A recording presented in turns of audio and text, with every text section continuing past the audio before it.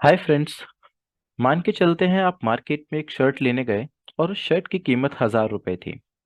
तो आप उस शर्ट को 1,000 रुपए न दे करके 850 या 900 में परचेज करके ले आए। वहीं अगर आपकी जगह आपकी मॉम इसे परचेज करने जाती हैं तो वो सेम शर्ट 1,000 रुपए की जो शर्ट है उसे 600 या 700 में ले आती हैं। राइट। अब आप ये सोच रहे होंगे कि हाँ ये ठीक है पर इस एग्जाम्पल का क्या। राइट। तो इसी एग्जाम्पल की हेल्प से आज हम ये सीखने वाले हैं कि ओवर वैल्यूड और अंडर वैल्यूड स्टॉक्स कौन से होते हैं और हम उन्हें कैसे पता कर सकते हैं।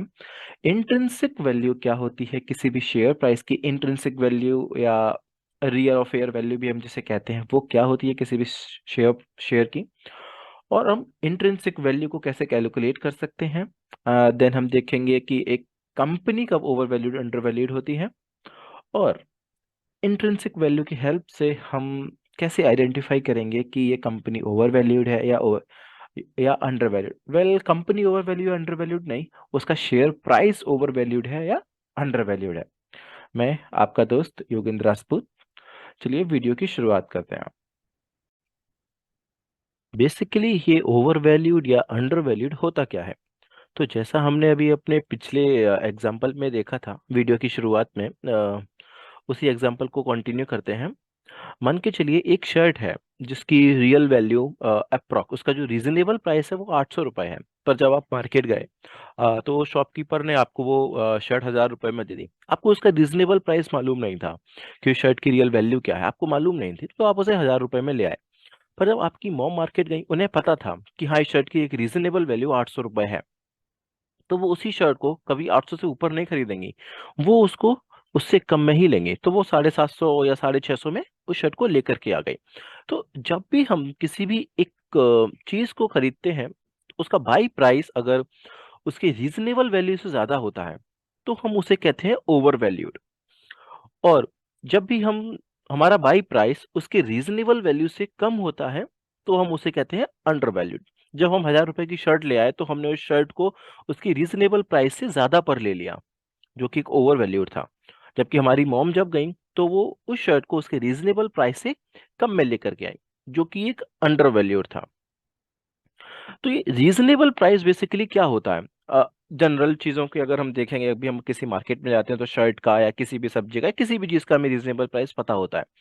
पर शेयर्स का हमें कभी रीजनेबल प्राइस मालूम नहीं होता कि हाँ उसकी सही वैल्यू क्या है खरीदने के लिए। और शेयर्स का जो रीजनेबल प्राइस होता है ना, वो रीजनेबल प्राइस को ही हम कहते हैं इंट्रिंसिक वैल्यू या फिर fair value of this share. जब भी हम किसी भी शेयर खरीदते हैं तो हमें पता नहीं होता कि उसकी रीजनेबल वैल्यू क्या है, इसलिए हम उसको जो भी प्राइस होता है उस पर खरीद लेते हैं। अब हमें नहीं पता कि हमने उसको ओवर वैल्यू, वो शेयर प्राइस उस समय ओवर वैल्यूड था या अंडर वैल्यूड था।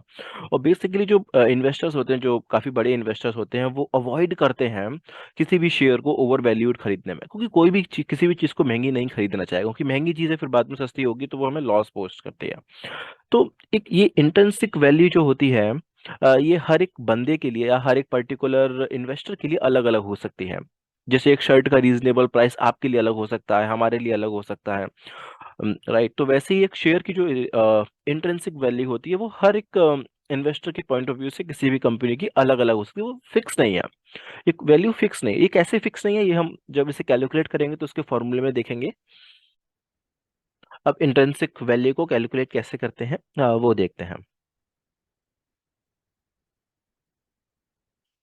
तो इंट्रिंसिक वैल्यू को फाइंड करने के काफी सारे अलग अलग तरीके हैं। हम जो तरीका आज डिस्कस करने वाले हैं वो है using EPS, earning per share की हेल्प से हम इंट्रिंसिक वैल्यू को कैसे फाइंड कर सकते हैं।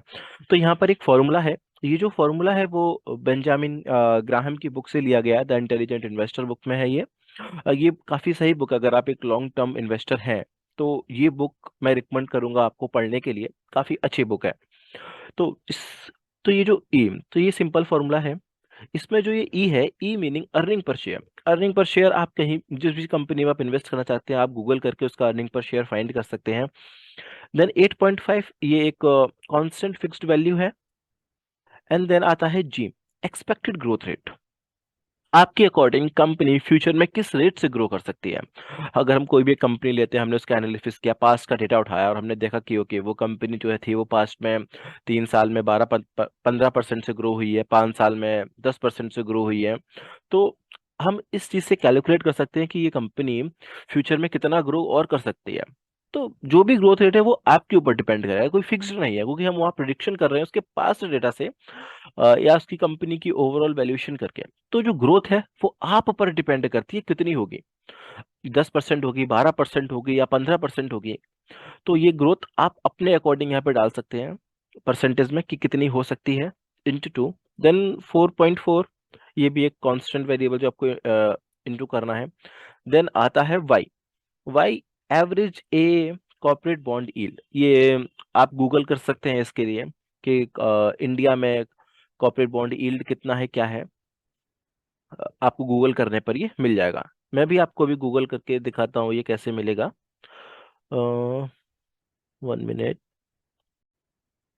हमने सर्च किया triple A corporate bond deal in India 2022। Then आपको यहाँ पर investing.in मिलेगी। आपको इस investing.com पे जाना है। investing.com पर आपको यहाँ मिल जाएगा इंडिया 10 ईयर बॉन्ड यील्ड, जो अभी फिलहाल 7.29 यानी कि लगभग 7.3 चल रहा है। ये वैल्यू आपको यहाँ से उठा लेनी है और इसको ही हमें अपने फॉर्मूले में यूज करना है। हम एक एग्जांपल लेके समझते हैं। मैंने यहाँ इन्फोसिस का एग्जांपल लिया, इसका ईपीएस 54.4 है, G14 है। मेरे अकॉर्डिंग ये कंपनी फ्यूचर में एनुअली 14% की ग्रोथ करेगी। वाई 7.2 जो भी हमने चेक किया था। देन इन वैल्यूज के साथ इसे कैलकुलेट करके जो इसकी इंट्रिंसिक वैल्यू है, जो उसके शेयर प्राइस की वैल्यू होनी चाहिए, वो है 1213.4।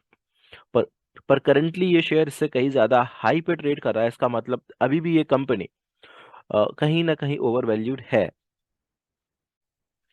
देन अगर हमारी intrinsic value current share price से कम है, इसका मतलब हमारा जो शेयर प्राइस है वो अभी ओवर वैल्यूड है। हमारी इंट्रिंसिक वैल्यू अगर कम है शेयर प्राइस से तो ओवर वैल्यूड है हमारा शेयर, और वहीं अगर हमारी इंट्रिंसिक वैल्यू ज्यादा है शेयर प्राइस से तो ये अंडर वैल्यूड है अभी हमारा शेयर प्राइस। और जब भी हमारा शेयर प्राइस अगर अंडर वैल्यूड होता है तो हाँ, ये लॉन्ग टर्म इन्वेस्टिंग के लिए अच्छा होता है। ये एक प्लस पॉइंट हो जाता है जब भी हम लॉन्ग टर्म इन्वेस्टिंग को देखते हैं। और सिर्फ कंपनी ओवर वैल्यूड या अंडर वैल्यूड है इसके बेसिस पर हम इन्वेस्ट नहीं कर सकते और ना ही करना चाहिए। हमें और भी काफी सारे मल्टीपल फैक्टर्स इसमें देखने चाहिए। Thank you. आज के लिए बस इतना ही। आई होप आपको ये वीडियो, आपको ओवर वैल्यूड, अंडर वैल्यूड और इंट्रिंसिक वैल्यू क्लियर होगा। अगर आपको किसी भी टाइप का कोई भी डाउट हो तो आप प्लीज़ कमेंट बॉक्स में पूछिए। Thank you. Have a nice day.